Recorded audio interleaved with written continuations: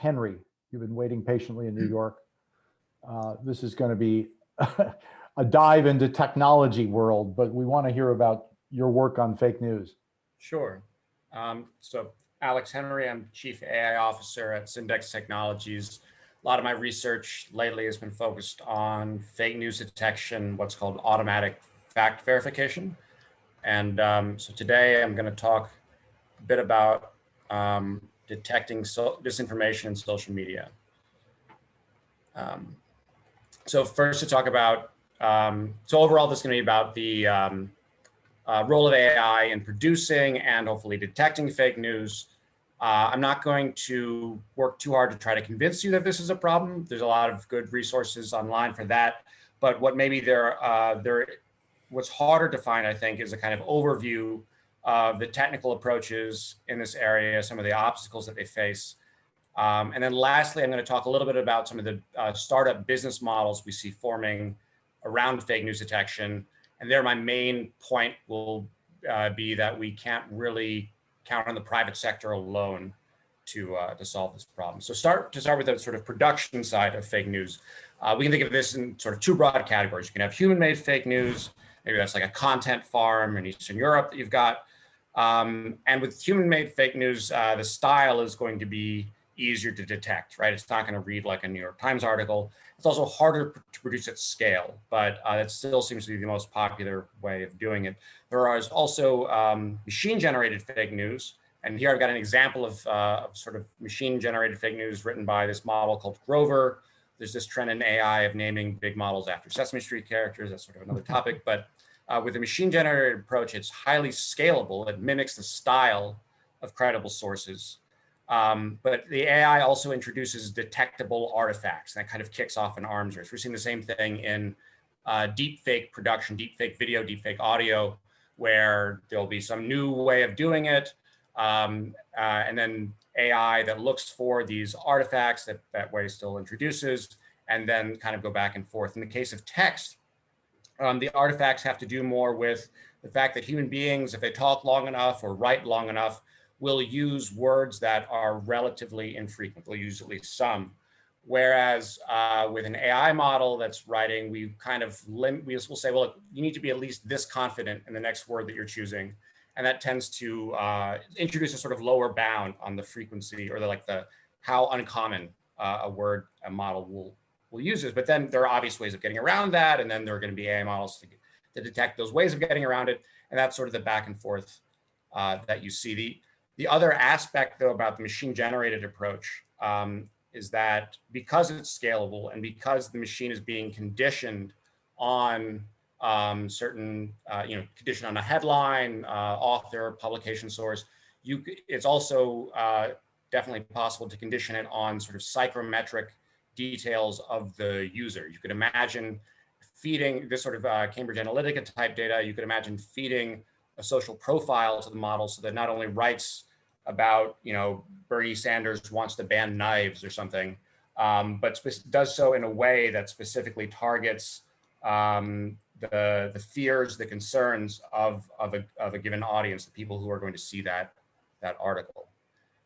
So in terms of measuring the problem, there are definitely some challenges. It's sort of straightforward to see that you have to be able to detect fake news to be able to see how much of it there is. So the more common approach that's been taken is to what I would call source-based estimates, where you rely on a social, like a Snopes.com's a fact-checking company, and you look at the sources that they've labeled as credible or unreliable, and then you say, okay, well, if there's a tweet citing a credible source versus an unreliable source, that's how we'll sort of get a sense of how much fake news is being spread in social media. And here are the 4 social media platforms. So this means roughly the 11% of the tweets on COVID are from these sort of disreputable sources, compared with 70% on Gab. The problem with source-based approaches is they may be underestimating the problem. So we know a lot of fake news comes from just people saying things or saying something that they've heard. So they're repeating it without necessarily citing the article. And it's especially the case with celebrities. There's some work to suggest that celebrities might be kind of super spreaders of fake news. So that's not really captured by this. It's also easy to, and there has been some sort of kind of deflationary research in this direction lately, saying that, oh, maybe fake news isn't as big a problem as people say, which takes this kind of, takes the frequency with which these sort of like fringe websites are cited and contextualizes it within media consumption as a whole. So you think about all the media we consume, the TV we watch, everything we read, and like how much of that is actually fake, right? How much of that is actually coming from fake sources? And so you end up proving the kind of unsurprising fact that relatively unpopular websites like InfoWars are in fact relatively unpopular. And that sort of makes it seem like the problem maybe isn't as significant as it is. The other problem with that argument, which there's a paper by Duncan Watts from Harmony Labs, for example, came out recently, but there are other sort of high profile places where it's being made as well, is that it's kind of like saying COVID's not a problem because it's in so little of the air we breathe, right? Like it's not that fake news isn't a problem just in case it occupies a certain percentage of the information we consume. Being exposed to one, for example, dangerous public health idea and telling your friends and family about it can already do harm. So the other side of it is the reason source-based estimates are popular, content-based estimates are hard. The public data sets on this problem are typically either very small because they've been curated manually, or they're really low quality, where, you know, for example, an article will be labeled fake news because it's an article about fake news, that kind of thing. And there's also a tendency with these data sets, and I'll talk about this a little bit more, for models to overfit to writing style rather than the actual content. So talking about AI solutions. So again, this is sort of a rough and ready assessment of these different approaches, these three main approaches. Maybe it isn't totally fair, but I think this will give you a pretty good picture. So network-based solutions basically they train models to look for the social network signature that an article or a tweet or whatever is going viral. Problem with that is that if it's already going viral, it's already going viral and you're probably too late. Twitter recently acquired a company that specializes in this Fabula AI, and I think something like 90% of, they're able to find 90% of fake news within a few hours, but a few hours for something going viral on Twitter is already kind of a long time. Style-based approaches, where you're training a model that's basically going to pick up on sort of hyper-partisan language or language characteristic of, you know, sort of an InfoWars style publication. Problem there is that it doesn't generalize. And so you can end up with a model that is impressively accurate, but will also label fake kind of anything from a certain, let's say, right-wing style news organization. And so that obviously won't survive much of an audit. It'll be easy for people to point out that it's biased, because it is biased against, you know, certain language. Models are always going to take the shortest path you give them to solving a problem, and that's what happens in this case. The third approach, the approach that I favor, content-based approaches, where you're actually looking at the sort of semantic content of the thing that's being said, as opposed to the way it's being said. This comes in two main flavors. So one is called open book, and that's where this, whoops, that's not on the right here. This is from a paper attached to a data set called Fever. Open book means that we're going to have a claim, and here the claim is that Rodney King riots took place in the most populous county in the USA. And then we'll have evidence sentences, and the model's job is to label this sort of relationship between the claim and these evidence sentences. So it's easy to imagine this in a kind of laboratory setting where we've got a sentence from Wikipedia, maybe we manipulate it to make it fake, and then we've got several other sentences from the same Wikipedia article, and the model goes through and maybe it gets good at understanding when something supports or refutes the claim or has nothing to do with it. It's very hard to imagine productionizing this, right? It's hard to imagine when you have a claim come through, how you get the supporting evidence ready for it in order to evaluate it. And so the alternative approach, what's called the closed book approach, you only need the claim. You don't need the evidence sentences. And the intuition here is it's sort of like when we say that something is a stretch, right? Somebody says 5G causes COVID.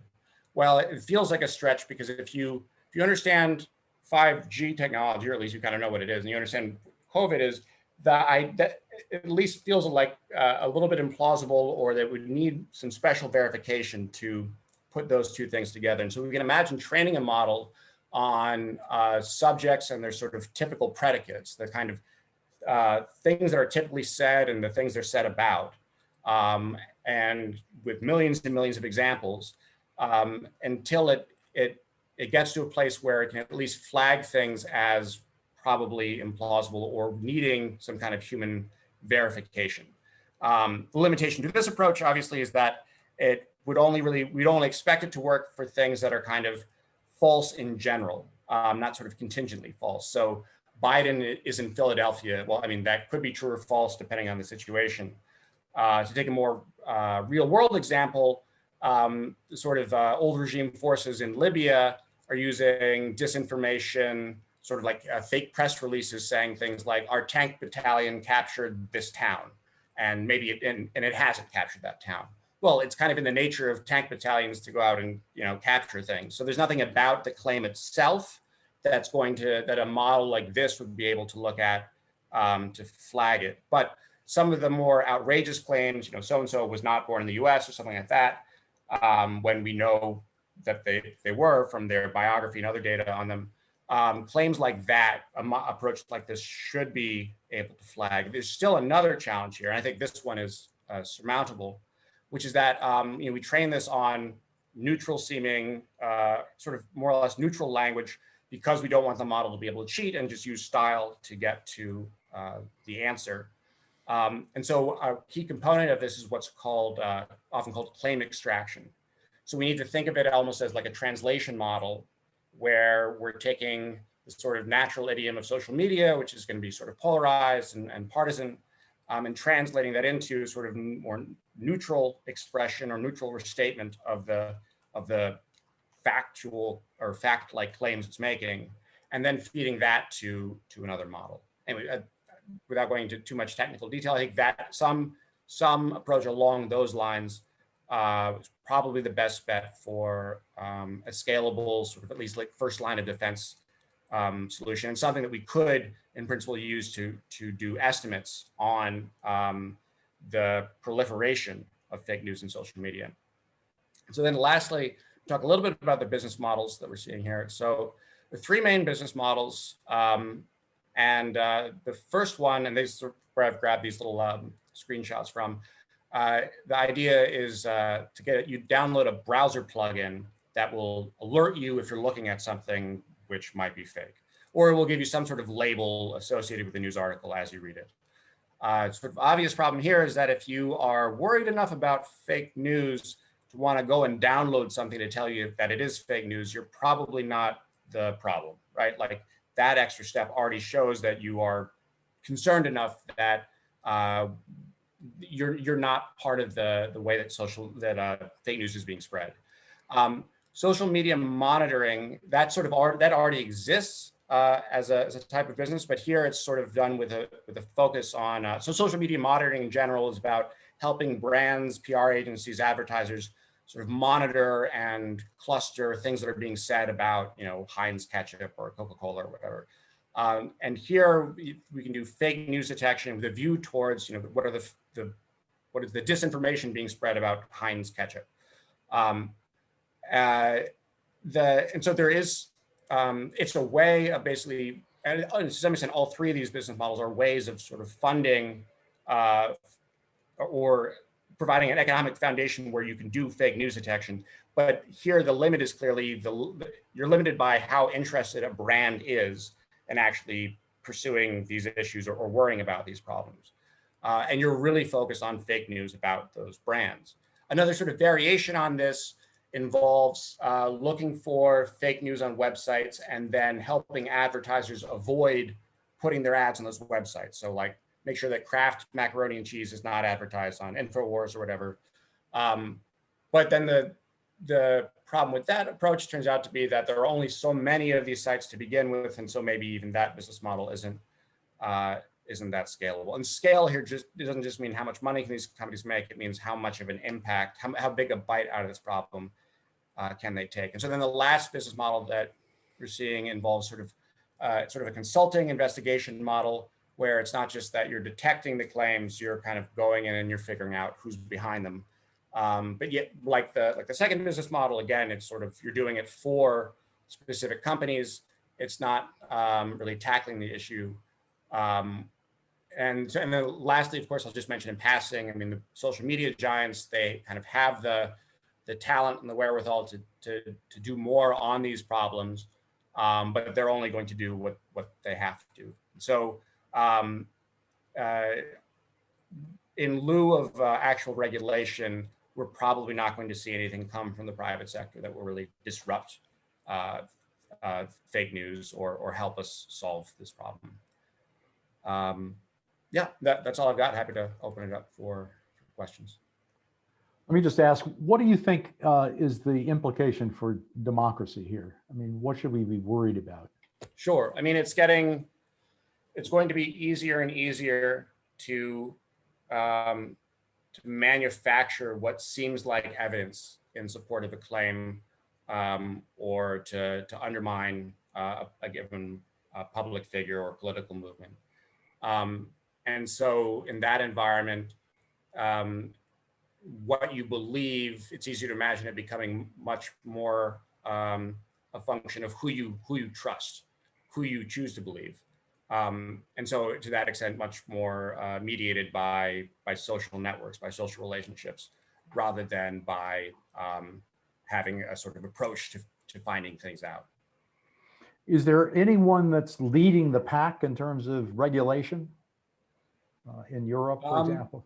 Not really. I mean, I think there's speculation that in the US, it might look more like an FCC rule rather than actual regulation. You could imagine, I think it's easier to imagine maybe the EU sort of leading the way with sort of like they have with personal privacy, introducing some kind of regulation along those lines. But the form that will take, I really don't know.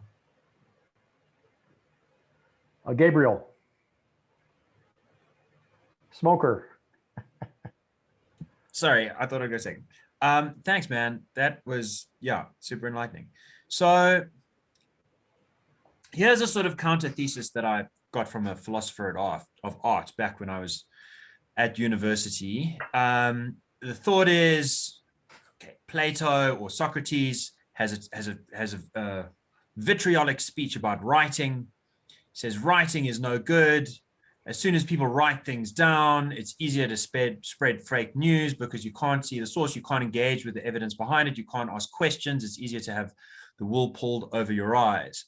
So this new technology in town, he says, much better to just be a peripatetic philosopher and engage with people face to face. And you see a similar argument coming out when the printing press kicks into action. And for sure, the argument seems compelling because for 100 years, Europe is embroiled in war, with basically a lot of pamphlets or memes being spread, stigmatizing, othering, spreading fake news and nonsense. And so some people thought, well, maybe the printing press needs to be reined in, and we need imprimatura from legislators or popes or whomever to make sure that this is all good. And then you have a similar problem. When radio does come up, it certainly has its genocides. When TV comes up, it certainly has its genocides. It seems like every time we get a new medium, people take advantage of a kind of illiteracy, a kind of inability of the masses to navigate that new space informationally in ways that don't result in terrible outcomes. But it turns out every time that, give it a few years, once you get through the terrible hump, and it'd be great to get rid of the terrible hump, but once you get through it, people are pretty good at using the space. It's got a net benefit without the kinds of interventions that you're talking about. So this thesis would lead one to suppose that the internet has maybe even already had its worst moments. I mean, we really have seen a slide in democracies, particularly advanced democracies around the world in the last few years, but maybe that slide is being reversed. And maybe we are sort of getting to the new dawn where people are just a bit more grown up, a little bit less gullible, and therefore less prey to it. And the ultimate technology is sitting between our ears, and that's what we have to rely on. I'm not sure if I believe that. Yeah, no, I appreciate the historical analogy to other technologies. I think this is a case where, a difference in degree actually amounts to a sort of qualitative difference in terms of the impact.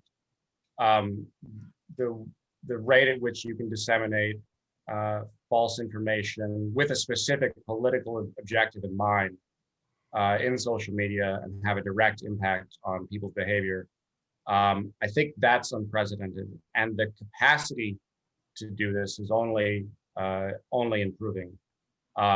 We're getting to a place where you can manufacture video and audio that will seem virtually, to the human eye, virtually indistinguishable from the genuine article. It's easy to picture that being deployed on the night of an election or something like that. In India right now, where obviously they're having a hard time fighting COVID, one of the dimensions of that problem is disinformation about vaccination. It's making the problem much worse. We're even seeing that in the US with disinformation about the vaccine's supposed effect on female fertility. We could get to a place where we've met demand for the vaccine, and yet we haven't reached the threshold for herd immunity just because too many people are afraid of getting it. So while you can point to pamphlets being produced and circulated among some number of people who were literate at that time, and managed to get a pamphlet and stuff on the radio, there's always been a sort of level of consolidation in the delivery, or at least limit, either consolidation in the delivery of information, or I think a limit in the reach of the people who are distributing false information, which you don't really see today. And it's not necessarily always bad. There are certainly a lot of positive aspects to it. But I think the sort of global village mentality has left us a bit unprepared for the negative side of this. And that's where we're playing catch up now. So I'm not quite as optimistic that we're about to get on top of this. I think looking at the technology that's being developed now and how easy it's going to be to come up with fake but believable stuff, there's definitely a reason to be concerned and to figure out some kind of strategy for mitigating it. A tiny follow-up is just that a thing that I think America has stumbled into, and this has been accelerated by the plague last year, is the pattern of having a lot of people vote over a stretch of time rather than everyone voting on the same day. And informationally, that does seem to make the society more robust against what I do fear most in terms of fake news, which is the deep fake video released the night before an election, which then has a legible swing. And I don't think this was on purpose, but I do wish we might consider that elsewhere as well as a better way of dealing with this kind of problem, in addition to the things you said. Alexandra Bregman. Yes. Okay. I have two general themes I would like to touch on in my semi-questions. The first is the question of decentralization versus centralization. I recently heard former FBI Director James Comey speak, and he said one of the problems is that the public square is a private company.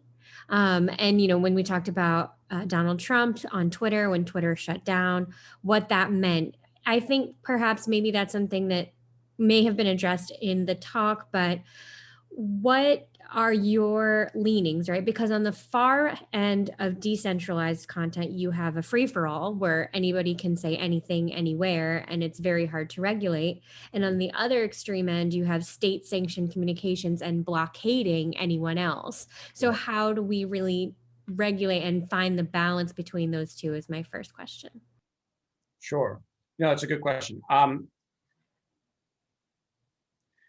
So I guess I would tend to think that the balance is going to be, it's going to have to do with probably slowing the spread of disinformation rather than preventing people from speaking. I don't know exactly what the solution is going to be, but some of the moves you've seen Twitter and Facebook already take, kind of out of fear of pending regulation, making you click something additional before you can share something.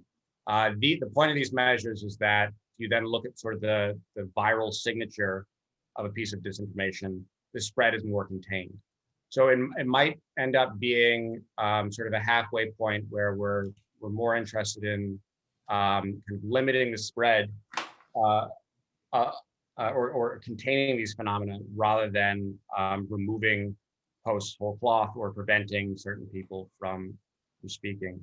And then in terms of regulation, I sort of to the same point, I think it's probably going to be it's probably not going to be that we ban certain or that we hold social media companies completely responsible, but we require them to have certain practices in place. That they have to meet certain criteria, meet certain thresholds. They have to, for example, enable certain kinds of auditing and take steps to address particularly problematic disinformation. I don't know if that completely addresses your question, but overall, Yeah, it's like I said, it's thematic. I'm just throwing things out. The other thing I wanted to ask about, well, I find it interesting that you're using disinformation as your standard, like the nuance between misinformation, disinformation, and just lazy information. You know, the spectrum of that is interesting to me, just from a semantics standpoint. But the thing that was really on my mind throughout this talk is complacency that I personally think has been a big part of pandemic information. And certainly, you know, as things started to change in the United States, there were a lot of activists, but there were a lot of people who were just like, I can't with this. Like, I'm just going to hold my head in the sand. You know, the concept of like, oh, I turn the media off because the media is too stressful. People who are being bombarded with content so much that they have this kind of hermit response that in a sense does the same thing as fake news. It kind of shuns information out of a self-preservation primal response. Do you think I mean, I forget the earlier comment about, you know, I think the worst days of the internet are behind us. I don't, I mean, I'm pretty pessimistic generally, but I would say that the human component of being weighed down by the amount of internet content that we seem to consume more and more and more will take a further psychological toll that could have lasting effects regardless of who's politically co-opting that. Yeah, no, I definitely think that that could happen. And the sort of psychological pressure that you can put on people by showing them upsetting news articles, I think that's part of what like a Cambridge Analytica style operation is exploiting, right? It's not just that they show you something that happens to be false, but it's false in a way that irritates you, upsets you, and makes you want to tell your friends and family about it. Thank you, everybody, for this amazing smorgasbord. We've had quite a group, multiple countries grappling with this problem. I'm sure Thomas has a question that he might want to address to Alex, just to follow. Senator Bradley had to leave, but you know, this is a fundamental commitment we have to democratic institutions. It's a matter, I would argue, of national security for the United States to be able to figure out how to support and strengthen democracy at home, first of all, and around the planet as well. So we haven't solved the problem, but I think we've agreed that it's kind of important for us to keep talking about it. Thomas, do you have a? Yeah, I basically wanted to raise the question about, I mean, it seems to me that the problem can be factored into two components. One component is inequality, huge amount of wealth inequality, which gives those who are richer potentially the capacity to use all sorts of means, be it technologies, be it public media and so forth, to make their political influence felt and to influence the rules of the game. On the other hand, you have the possibility of maybe insulating economic power concentrations of wealth from the political system, and or try to find some sort of ways in which you can mitigate the influence that great discrepancies of wealth can have on the political system. You can prevent wealth translating into political influence. And so what I was wondering is to what extent you need to combine these two strategies in order to make headway. Yeah, that makes sense. I mean, media literacy is a huge part of susceptibility to disinformation. And so inequality is definitely a factor there. More broadly, if you have the means to hire a content farm or invest in AI, then you have the ability to make your political will felt through these means. I think more and more we're going to see the same techniques become widely available to a variety of different actors. There was a case, I think it was early 2019, where there's a bank robbery somewhere in Northern Europe where they synthesized the voice of the person's boss at a bank and basically just told him to do a wire transfer, right? And so it wasn't like they were criminals effectively robbing a bank, but using these AI tools to do it. And so they didn't have access to enormous resources. They were still able to deploy these tools to that end. And I think if you have, I think the tools will become more widely accessible, and so to that degree, not completely mediated by access to wealth. But that said, inequality, I think, especially in terms of media literacy and how available people are to being kind of captured by these efforts, that definitely is a function of inequality. So I would see those two as directly connected. Yeah, that's a great distinction that you say. Wealth inequality plays a role both at the senders of messages and at the recipients, so to speak, the influencers and the influencees. Yeah. Yeah, that's an important part. Thank you, Alex.